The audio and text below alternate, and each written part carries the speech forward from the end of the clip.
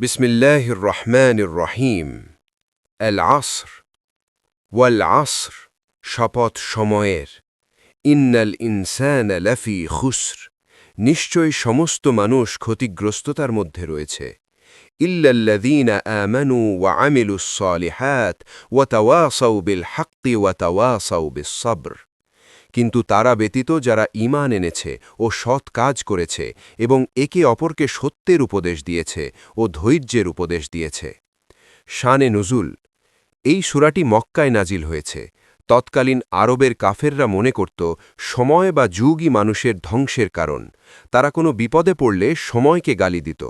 তাদের এই ভুল ধারণা দূর করতে আল্লাহ তাআলা সময়ের শপথ করে বললেন যে সময় কাউকে ধ্বংস করে না, বরং মানুষ নিজেই নিজের ভুল কাজের কারণে ক্ষতিগ্রস্ত হয়।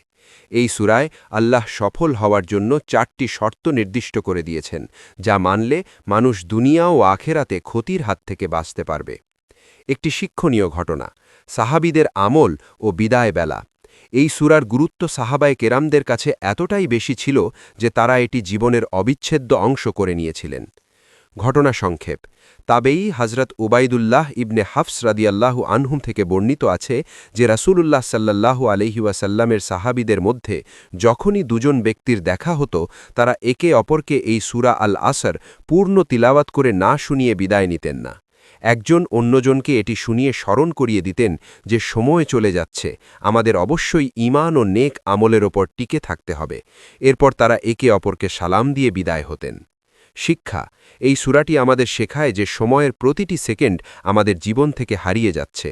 সফল হওয়ার জন্য শুধু নিজে ভালো হওয়া যথেষ্ট নয়, বরং সমাজকে সত্যের পথে ডাকা আর বিপদে ধৈর্য ধারণের পরামর্শ দেওয়াও অপরিহার্য। এই 4টি গুণ যার মধ্যে থাকবে না, সে শেষ পর্যন্ত ক্ষতিগ্রস্ত হবেই।